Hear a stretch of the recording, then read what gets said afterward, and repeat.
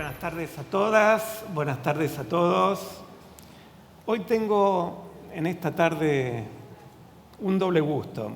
Por un lado, estar de alguna manera presente y participando de este aniversario, el 50 aniversario del INTAL, lo cual me llena de mucha alegría. Y también tengo el otro placer de presentar a dos destacados pensadores de acá, de América Latina, del Caribe y Norteamérica. Estoy hablando de Aaron Cosby, un economista canadiense muy relevante en los temas de cambio climático, y a Ricardo Meléndez Ortiz, un sociólogo, cientista social, digamos, ¿no? de Colombia. Antes de darle la palabra a Aaron Cosby, voy a leer brevemente parte de su biografía. Él es manager del Programa de Comercio, Inversión y Cambio Climático del International Institute for Sustainable Development de Canadá. Fue miembro del Grupo Asesor de Acceso a Mercados de Comercio Internacional de Canadá, miembro del Consejo Académico Asesor de Comercio Internacional de Políticas de Comercio del mismo país y del Grupo Consultivo Sectorial de Medio Ambiente de Comercio Internacional, donde presidió el grupo de trabajo sobre comercio internacional en el marco de la ELCA. Aaron, the floor is yours, please. Gracias y buenas tardes a todos. Voy a seguir en inglés. El tema que voy a tratar de contestar hoy es ¿cuál es el rol que corresponde a la política de comercio e inversión en cuanto al cambio climático? Y me voy a referir especialmente a lo que son los bienes verdes, enfatizando el rol de América Latina y el Caribe. Pero primero que comience a contestar esta pregunta, me gustaría justificarla en primer lugar. ¿Por qué las políticas de comercio e inversión tienen que tener en cuenta el cambio climático? Sospecho que puede tener que ver, para esta audiencia no necesito hacer este argumento. En realidad estoy hablando a los que han sido convertidos, pero de todos modos me gustaría tocarla. Para ponerlo en contexto, el cambio climático, la voz más autorizada sobre el tema de la política en cambio climático es el panel sobre cambio climático, cuyo informe más actual calcula que para mantener al cambio climático a raya necesitamos reducir nuestras emisiones por lo menos en un 39%, más por debajo de los niveles de 2010, y en 2050 en un 72% de lo que fueron los niveles de 2010. Ha habido una cantidad de intentos de tratar de trabajar hacia atrás para ver qué significaría esto para nuestra economía, para nuestras sociedades. Algunos de los datos más interesantes muestran que hay un cambio fundamental en prácticamente todos los aspectos de la economía y la sociedad. Cómo producimos nuestros alimentos, nuestra energía, cómo construimos, cómo nos transportamos, cómo producimos bienes. Todo esto tiene que cambiar. Es una cantidad de cambios fundamentales, un poco como la revolución industrial, pero en un lapso mucho más pequeño. Entonces, la primera respuesta a la pregunta es ¿por qué tenemos estas políticas que tener en cuenta el cambio climático? Es porque involucran un cambio tan fundamental que todos los aspectos de las políticas tienen que tener en cuenta en cuál va a ser el impacto y cómo pueden mitigarlo. La segunda respuesta es que el cambio climático no es primordialmente un tema económico. Tomemos el ejemplo de la sequía en Brasil. ¿Cuál ha sido el impacto de esa sequía? Tenemos demostraciones en las calles de Brasilia hablando de la escasez de agua, y también tenemos asesores de inversión internacionales aconsejando a sus clientes que se fijen en esa sequía y cómo impactan la inflación, la electricidad, la confianza de inversión en el Brasil. Podría hacer los mismos argumentos económicos acerca de los corales en el Caribe y su impacto en la industria del turismo. de los hielos que están, digamos, perdiendo importancia en los Andes, en realidad no creo que tenga claro estos impactos, sino el motivo, el mensaje que nos dejan de por qué las políticas tienen que tener en cuenta el cambio climático. Porque el cambio climático, en última instancia, es un problema social y económico. Para llegar entonces a la pregunta de qué significa esto, cómo contribuye la política sobre comercio al cambio climático, vamos a comenzar con la política de la OMC. La forma en que se puede contribuir a este cambio climático es regulando el costo de los bienes que tienen que ver con el cambio climático. Las tecnologías que se aplican a paneles solares y otros bienes que nos pueden ayudar a tener emisiones verdes. Hemos visto varios intentos al respecto en la agenda del DOA, cuya obligación es reducir o eliminar las barreras arancelarias y no arancelarias para los bienes y servicios ambientales. Pero también sabemos que DOA no ha progresado mucho, casi nada. Entonces, en relación con eso, con esa falta de progreso, hemos visto un compromiso de 17 miembros ahora, en un esfuerzo aparte, digamos, de la OMC, para reducir las barreras al comercio en lo que hace a los bienes ambientales. Esto también es en reacción al éxito de EPAC para reducir las barreras arancelarias. Las negociaciones siguen y posiblemente terminen en diciembre de este año, donde seguramente van a dar mejores noticias a miembros de los WTO, de la OMC, en diciembre. No soy muy optimista acerca de las perspectivas del acuerdo. Solamente hay 2 rondas de negociación más entre ahora y la conferencia, y tenemos 450 bienes en la lista breve. Y no hemos encontrado un marco para evaluar esos bienes en cuanto a definir cuáles son bienes ambientales. Les deseo la mejor suerte del mundo, pero no soy muy optimista al respecto. Y un acuerdo como esto, ¿qué significa? Supongamos que tenga éxito. ¿Cuáles serían las implicaciones, especialmente para América Latina?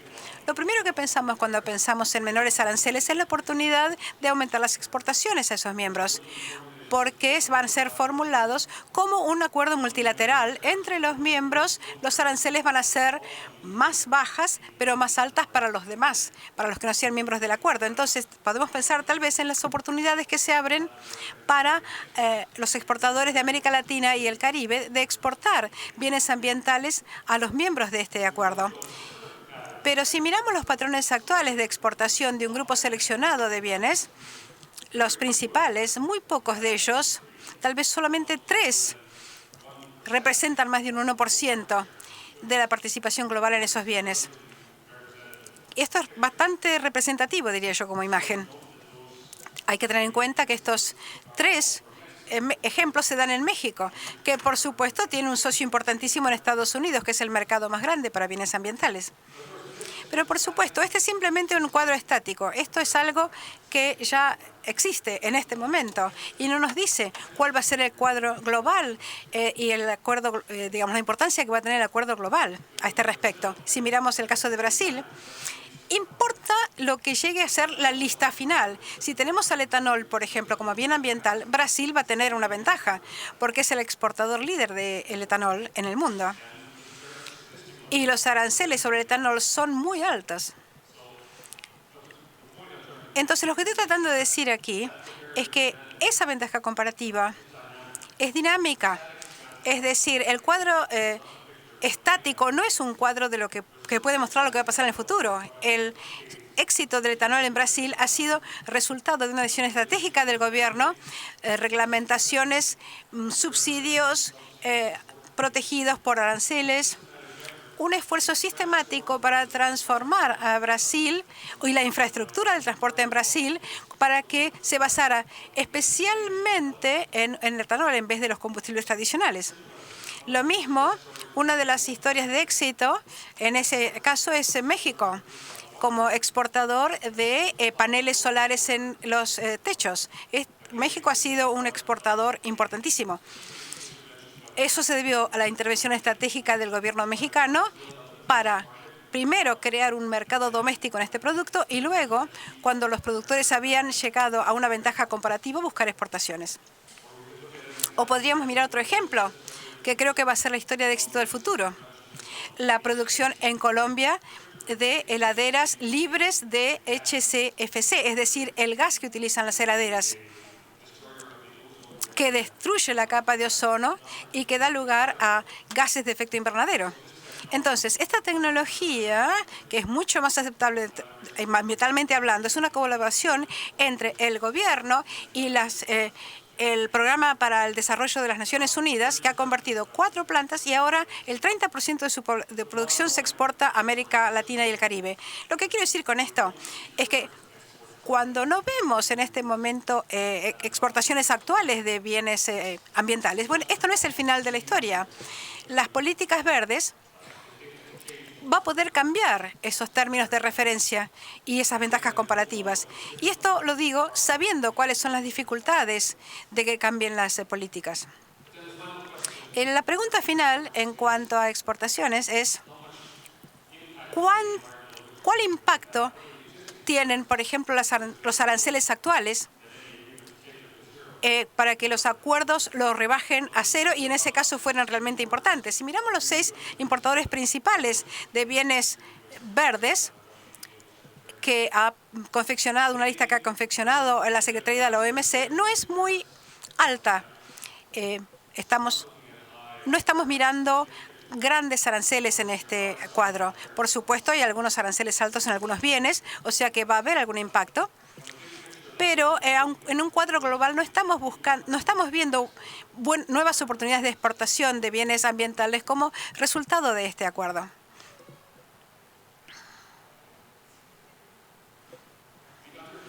El otro tipo de efecto que podemos esperar de un acuerdo sobre bienes ambientales es importaciones más baratas. Es decir, si el acuerdo tiene éxito en cuanto a promover nuevo comercio en bienes verdes, tales como paneles solares, van a subir los volúmenes y los precios van a bajar. Vamos a tener beneficios para los países que no son miembros del acuerdo. Van a poder importar estos bienes de forma más barata. Esto es un impacto notorio. Es menos significativo que si los aranceles fueran bajos, porque lo son en este momento, pero en mi punto de vista es, si uno quiere aumentar la importación de bienes verdes en la economía, ¿hay que reducir los aranceles? No lo creo. Creo que las barreras a la exportación e importación vienen en las políticas y las regulaciones domésticas, las locales. Hablemos de las energías renovables, que es uno de los mejores ejemplos de bienes ambientales por el volumen del mercado. Si yo quiero tener una fábrica de bienes solares en América Latina o el Caribe, mi primera pregunta no va a ser cuál es el arancel sobre los bienes que tengo que importar para poder esa fábrica, para que sea viable. Eso va a ser parte de la ecuación. Pero mi primera pregunta posiblemente sea, ¿cuál es la demanda en el futuro? ¿Ese país tiene una política que hace obligatorio el aumento de la energía renovable en la mezcla de energías? ¿Es una política obligatoriamente exigida? ¿Y es posible que los productores independientes le puedan vender a la energía interconectada o no? ¿Puedo tener un convenio? ¿Y cuál sería el precio? Ese es el tipo de preguntas que seguramente me preocuparían si yo decidiera o pensara en invertir en esta área, no el nivel de los aranceles. Entonces, ¿qué tipo de políticas tendríamos que pensar si pensamos en integración y en políticas de comercio e inversión? Tendríamos que pensar en las políticas que realmente estimulan la producción de bienes verdes. Uno de mis ejemplos favoritos, y ya oímos hablar anteriormente de políticas energéticas integradas, es el ejemplo de América Central, el CIEPAC, que comenzó en 2013 como resultado de décadas de esfuerzos. Es uno de los mejores ejemplos en el mundo. Esto es a nivel de la integración, que es más intensa de la que uno encuentra en la Unión Europea. implica 1.800 kilómetros de nuevas líneas de transmisión, conexión de las 6 líneas interconectadas de los países que pueden entonces exportar energía entre los países. No fue una cosa fácil de hacer. La parte institucional incluso fue más importante porque ahora se tenía un operador, local, pero cada uno de los mercados locales era muy distinto. Algunos eran eran monopólicas, otros tenían una variedad de estructuras, pero la tarea fue muy importante. ¿Y cuál fue lo más importante para mí? Lo que podían haber hecho estos países para poder promover nuevas energías renovables en su país. Esta posiblemente sea para mí la opción, porque si yo fuera un inversor y estuviera en Guatemala, Guatemala tiene un mercado muy pequeño. Si estoy mirando a América Central, ahí sí, el mercado es mucho más grande. Si estoy pensando en tipos de energía, digamos, que no sea solar, donde dependo, por ejemplo, del sol. Pero en un grupo de países estas diferencias disminuyen. Es la forma de hacer una política de integración que pueda ser realmente importante para varios. Además, las normas de eficiencia armonizada. Puede parecer trivial. Estamos hablando de rótulos que van en sus heladeras o en sus acondicionadores. Va a depender de la eficiencia energética y eso va a depender del mercado. No es trivial para nada, e incluso los sistemas voluntarios. En Estados Unidos, con sus estrellas, se ha tornado internacional. En todos estos años de operación se ha ahorrado algo así como 2.200 toneladas equivalentes, que es como un 70% de todas las emisiones de América Latina y el Caribe a nivel anual. Así que no es una pequeña cantidad.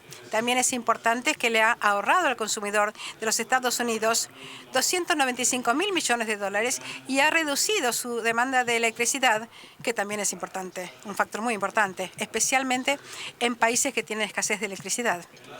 En América Latina y el Caribe tenemos 4 países por lo menos que tienen este tipo de estándares: Argentina, Brasil, México y Uruguay.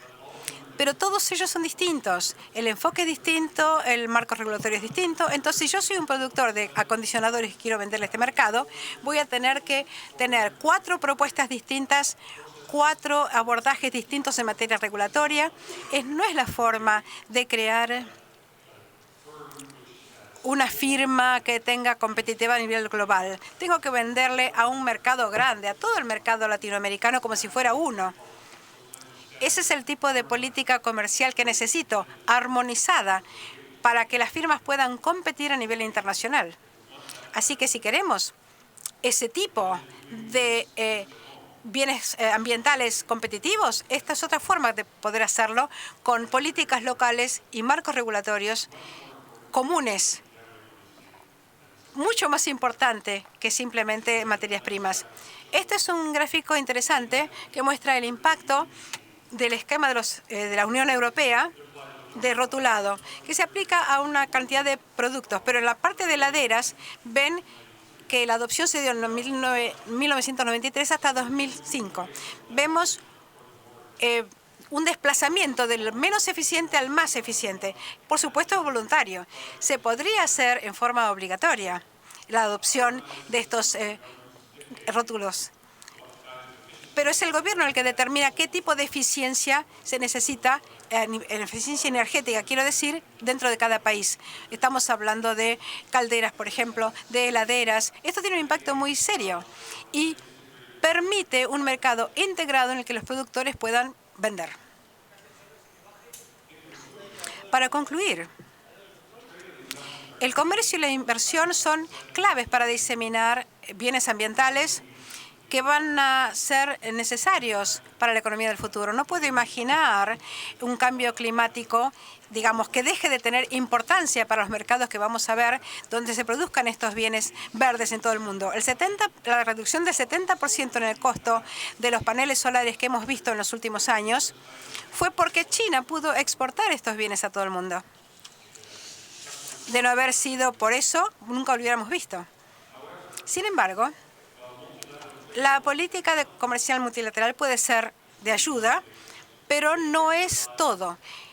Todo tiene que ver a nivel nacional, a nivel local, con el tipo de políticas, regulaciones que actúan en este momento como obstáculos para las inversiones en producción verde. ¿Y cómo se abordan? La idea es crear no solamente, darle la bienvenida a inversiones en este área, sino actuar proactivamente, tener políticas, por ejemplo, en Brasil, que crea líderes nacionales en la producción de bienes verdes. Ese tipo de esfuerzo a nivel nacional o regional son clave para llegar a avanzar hacia una economía verde que sea inclusiva, que desarrolle una economía que sea ventajosa y que lleve al desarrollo sustentable, como se ha mencionado tantas veces como objetivo de los países. Gracias.